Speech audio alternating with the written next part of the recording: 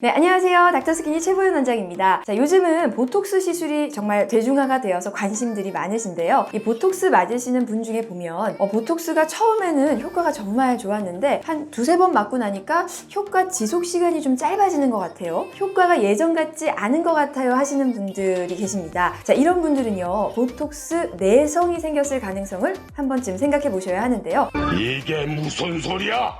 오늘은 이 보톡스 내성이 안 생기게 맞는 방법 3가지에 대해 말씀드리고자 합니다. 자, 말씀드리기에 앞서서 이 보톡스라는 것은요, 원래 제품명입니다. 정확한 용어는 보툴리눔 톡신인데요. 이 보툴리눔 톡신을 가장 먼저 상품화시킨 엘러간사의 제품명이 보톡스이다 보니까 이 보툴리눔 톡신을 그냥 보톡스라고 명명을 하는데요. 한국뿐 아니라 다른 나라에서도 흔히 보톡스라고 합니다. 자, 이번 영상에서도 일반적으로 통용되는 보톡스라고 명칭하도록 하겠습니다.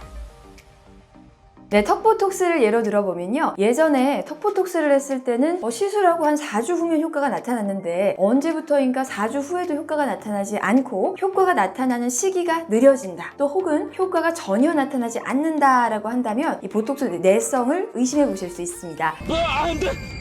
자, 조금 더 세밀하게 말씀을 드리면요, 보톡스 내성의 종류도 2가지로 나눠볼 수가 있는데요. 아예 처음부터 효과가 안 나타나는 원발성 내성과 처음에 맞았을 때는 효과가 있다가 몇 번 맞고 나서 효과가 미약해지는 속발성 내성으로 나눌 수가 있습니다. 네, 보톡스의 내성은 우리 몸이 보톡스에 대한 항체를 만들기 때문에 생깁니다. 자, 그런데 보톡스의 성분 중에서 어떤 성분에 대해 항체가 생기느냐, 이것을 아셔야 합니다. 자, 보톡스에 들어있는 성분은요, 크게 3가지라고 보시면 됩니다. 자, 첫 번째는 보톡스의 주성분이죠. 보툴리눔 톡신. 이 톡신 성분은 근육을 축소시키고 또 주름을 피는 역할을 합니다. 사실 이 순수 활성화 톡신 성분만 있으면 우리가 효과를 볼 수가 있는 건데요. 자, 그런데 대부분의 보톡스 제품에는 순수 활성화 톡신 성분뿐 아니라 다른 불필요한 성분들이 좀 들어있는데요. 그것이 바로 복합 단백질과 비활성화 톡신 성분입니다. 이 두 성분이 항체를 유발하고 또 내성 가능성을 높이게 되는 것이죠. 네, 보툴리눔 톡신은 클로스트리디아라는 박테리아에서 만들어지게 됩니다. 자, 그런데 이때 이 박테리아가 보툴리눔 톡신만을 만들어내는 것이 아니라 복합 단백질도 같이 만들어내는데요. 이 복합 단백질이 뭐냐면 독소를 보호하는 역할을 하는 겁니다. 우리가 지폐가 망가지지 않게 지갑에 보관을 하듯이 이 톡신이 망가지지 않게 복합 단백질을 만들어서 톡신을 싸는 것이죠. 자, 그런데 바로 이런 복합 단백질이 우리 몸에 들어오면 우리 몸은 이것을 이물질로 인식하고 면역 반응을 일으켜서 항체를 만들어낼 수 있다는 겁니다. 자, 두 번째, 비활성화 톡신은 뭐냐? 이 보툴리눔 톡신에는 순도가 있습니다. 그래서 이 활성화 톡신과 비활성화 톡신이 있는데요. 말 그대로 활성화 톡신은 우리가 주름을 펴고 근육을 줄이는 이런 효과에 영향을 주는 것이고요. 비활성화 톡신은 오히려 항체 형성에만 영향을 주는 불순물이라고 보시면 됩니다. 네, 이 보톡스의 내성을 일으키는 2가지 성분이 바로 복합 단백질과 비활성화 톡신이라고 말씀드렸는데요. 이 두 성분을 모두 제거하고 순수 활성화 톡신만으로 구성된 제품은 유일하게 독일 톡신인 제땡땡이 유일합니다.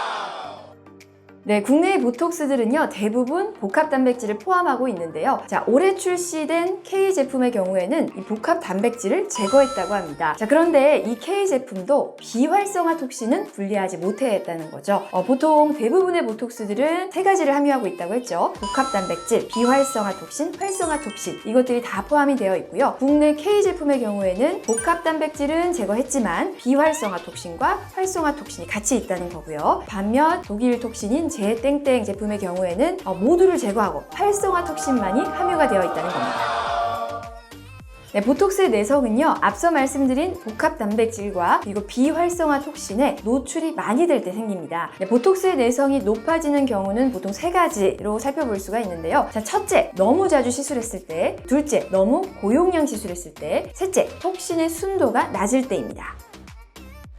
네, 내성이 안 생기게 하려면요, 앞서 말씀드린 3가지 요인들을 피하면 되는데요. 자, 첫 번째, 너무 자주 시술하는 것은 좋지 않습니다. 자, 턱이나 종아리, 또 승모근 보톡스처럼 근육 보톡스들은 보통 5에서 6개월마다 맞는 것이 좋겠고요. 또 주름을 피는 더모톡신의 경우에는 3개월 간격을 두시는 것이 좋습니다. 자, 두 번째, 너무 과용량 주사하는 것은 좋지 않은데요. 자, 시술 부위별로 꼭 필요한 용량을 맞으셔야지 불필요하게 과도한 용량을 맞는 것은 좋지 않습니다. 그런데 바디보톡스의 보톡스의 경우에는 저용량만으로 시술해서는 효과를 보지 못하는 경우가 많습니다. 대개 100에서 200유닛 이상 시술이 들어가기 때문에 이것을 해결할 수 있는 세 번째 방법을 설명드릴게요. 자, 세 번째는요, 바로 보톡스의 순도가 높은 제품이 좋다는 겁니다. 네, 복합 단백질이나 비활성화 톡신이 없는 순도가 높은 보톡스를 사용하신다면 이렇게 100유닛 이상 사용해야 하는 바디 보톡스의 경우에도 내성의 걱정을 덜 수 있겠습니다.